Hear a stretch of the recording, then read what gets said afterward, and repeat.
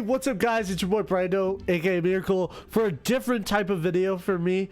I usually stick to Master Duel, but I'm gonna try to branch out things, and this is the first attempt at me doing it. I'm gonna be showing you guys an in-depth dope deck profile on my favorite deck, Red Dragon Archfiend. First card I'm gonna be showing off is the main brand new card that was added in the Yu-Gi-Oh TCG with the Jack Atlas structure deck, Soul Resonator, giving the ability to search for level 4 lower fiend, as well as a protection from graveyard to protect your Red Dragon Archfiend cards. Very nice card. It's a 1-card starter. I do recommend it in every single build of Red Dragon. Next up, we're going to be going with one of the OG Resonators, Crimson Resonator. This card is at 3 for a reason. It's a free special if you control no monsters, as well as if you control just a Dark Dragon Synchro, you can special summon 2 from deck.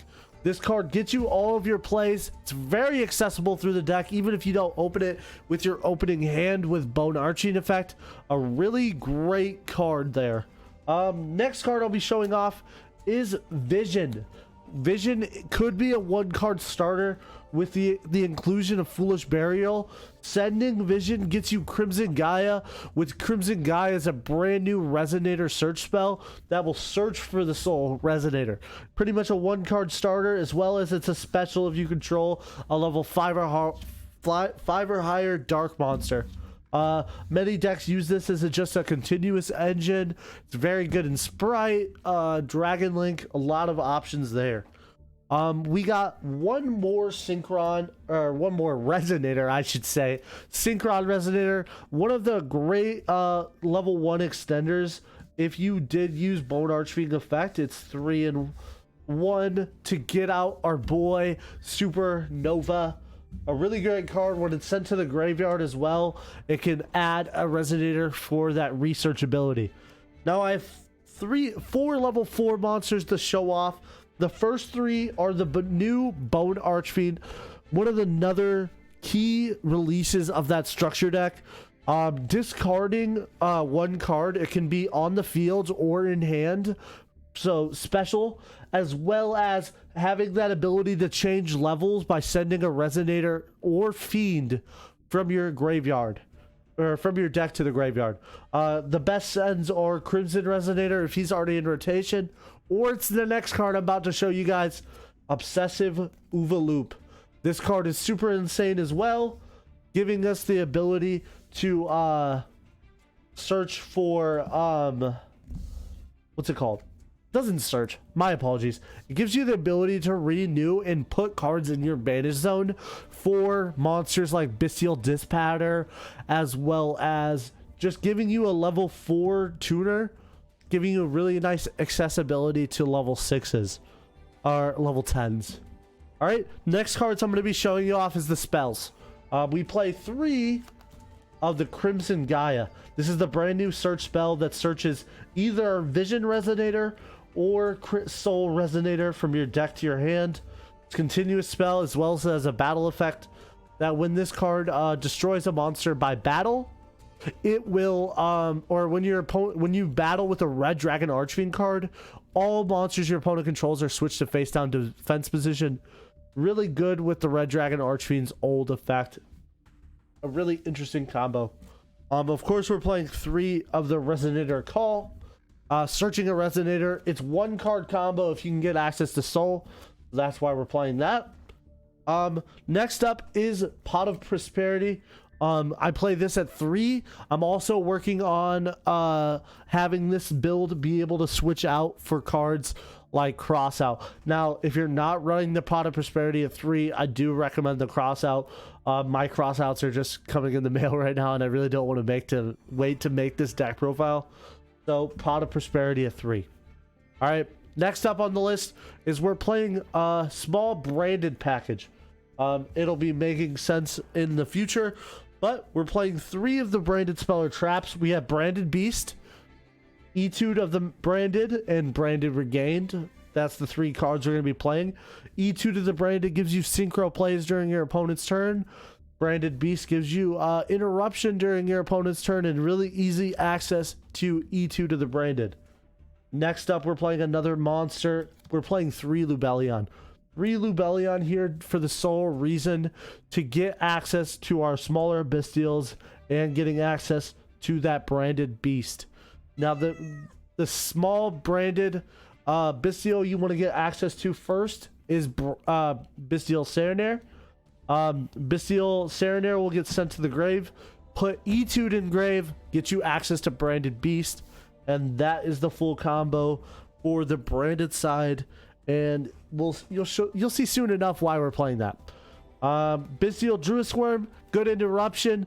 Let's say you somehow had branded Bystial Serenair in hand. You need another Bystial to send off a Lubellion, and that's what the Druisworm's there for. And the same thing for Magna Hut. Just in case you already had Bystial Serenair in hand, just so you don't lose access to the Bystial plays. My cat is interrupting me. Sorry about that, guys. All right, that's funny. All right, on to a small hand trap selection we got. We are playing small hand trap selection. One card to also think about here is Red Zone. Red Zone is really good with Division Resonator. This card is very accessible with the Vision Resonator to continue your Resonator plays. So that's the only trap card we're playing other than 3 Imperm as a hand trap / interaction piece. Imperm is a necessity in the current format. That is why I'm playing it. The same thing for Ash Blossom. Now we're playing Called by the Grave as well at 1 because it is at 1 in the TCG. But we're playing 1 Drone Lockbird and 1 Nibiru. That is, if you switched out for the cross out, this would be, you're pretty much all set to play the cross out. Just switch out the Pot of Prosperities. So that is the main deck, and we'll show you the extra deck now. The extra deck is the reason why we're playing Etude, and I'll start off with him first. We have Hot Red Dragon King Calamity. This does have a Calamity lock installed into the deck, and Calamity is a really good turn 1 board, honestly. You can have a Calamity plus a Dispatter, or a Calamity with plus a Hot Red, which is a really nice opening move. So that is why I play the Etude as well as the small branded package. All right, next up, we have another boss monster in Red Supernova Dragon. Let's say you don't have access to that Bystial plays. Red Supernova Dragon is an insane boss monster, especially in the current format to deal with. So that is why I'm playing him. On to another staple of the deck. We have 3 Red Rising Dragon. This card is the guaranteed 6 you're going to be going into with Bone Archfiend and Souls. Bone Archfiend manipulating Souls level to 2. As well as getting that Crimson Resonator to be the search target of the Red Rising Dragon. On to some just unique ones you play. You play Cobalt. It was released in Duelist Nexus. It's a 7. It's one of the best 7s out there. Pop 1 as soon as it's synchro summoned. Honestly, more generically good than other level 7 Dark Dragons. Another generic one we're playing is the Scarlet Red Dragon Archfiend. Other than other 8s you'll see in my list, that's the best one you're going to be able to play. That is a Dark Dragon. There is also Void Ogre Dragon, which is a spell or trap negate if you have no cards in hand. Chances are you can have cards in hand. You always have leftover plays. All right.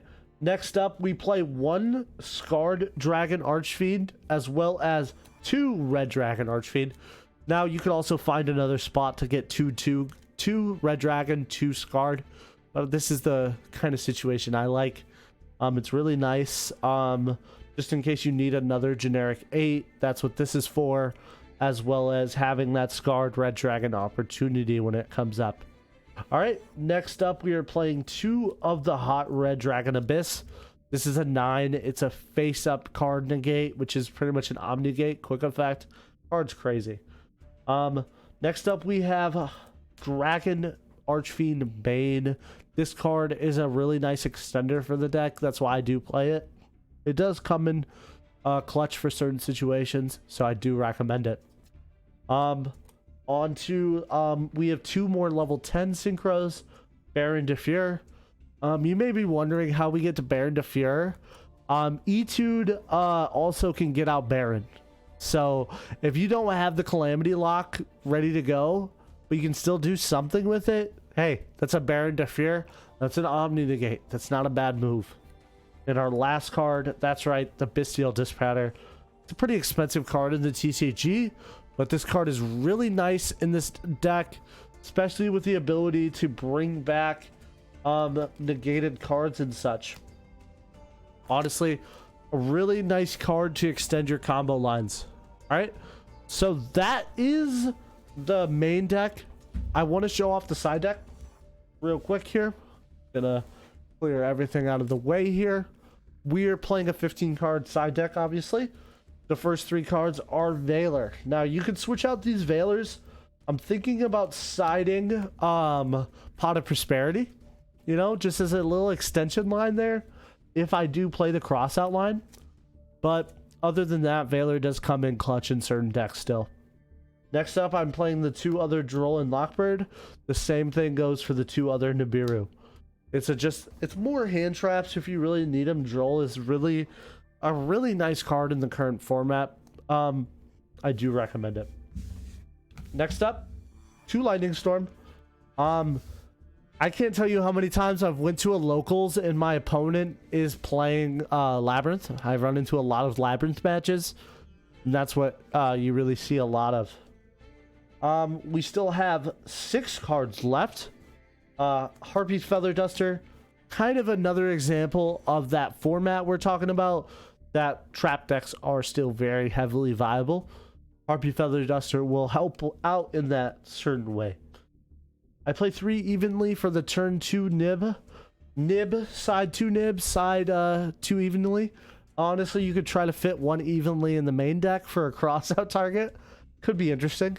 But yeah, you're playing a lot of turn 2 cards because this is a turn 1 deck. You really want to be able to clear your opponent's board the best way possible. Now, I was telling you about that Foolish Burial play earlier with the Vision Resonator. You do think you need some kind of extender. That is your extender there. There's other cards that can go in the spot too, but I feel like Foolish Burial or the next card I'm about to show off, Druis Worm. If you wanted to put 2 Druis Worms in there, you could do that as well. Just don't really think I need that many Bestial cards. So that's the list. I could go through some combos real quick, and I'll cut to some boards and some lines of decision real quick. Alright guys, so this is the current best final board in my opinion. To get this board out simply is a 2-card combo. You need a Crimson Gaia to get you access to a Soul Resonator and a Bestial Lubellion. Now both of those cards at the end of the combo are going to be in the graveyard, just doing your lines and stuff, and this is kind of what your graveyard should look like at the very end of it. Using the Bestial Dispatter is the reason why you have an extra tuner on the in the field. Else you would just have Vision from the Synchron Resonator that you recycled earlier. Now this is where it would go to turn 2, and this card would be set, obviously, but you have a really good amount of interaction here. Etude of the Branded during standby phase will get you out the Red Dragon Archfiend Calamity.